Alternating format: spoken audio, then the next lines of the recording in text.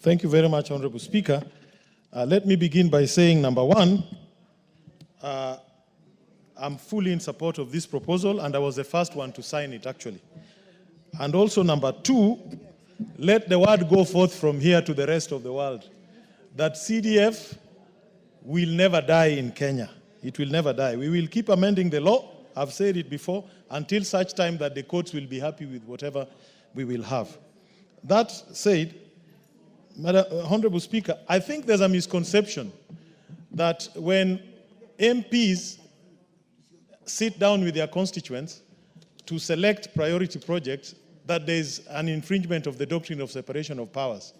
When you go to an election and you present a manifesto and you win, you are given a mandate to do two things: to prioritize development projects for your people, because that's the basis upon which they voted for you, and you are given the budget-making power, whether it is a parliamentary system or a presidential system like the one we have. And once you have that power, you are not breaching the doctrine of separation of powers, because you've been given a mandate. That is why budget-making power sits with those in authority, those who have been elected. And if you go to the Westminster model, the same MPs who make budget are the same ones who oversight the implementation of budget.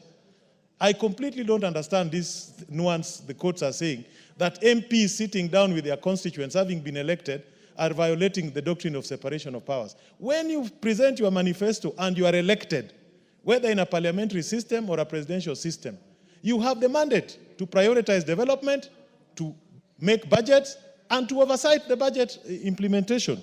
So I think we need to go back and have this discussion with the courts. Secondly, I think CDF has the best accountability mechanism of all the funds of government. There's no overpricing, there's no excessive profit. It helps with money circulation at the grassroots. There are no pending bills. It is the local people who end up doing most of these works after selecting them. There is no other development mechanism in the Republic that can be compared to CDF. But even if the courts say the constituency is not a development unit, is an electoral unit, there's no problem with that.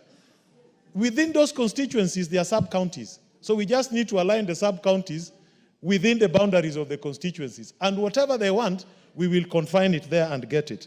But this is the most impactful fund in the Republic of Kenya.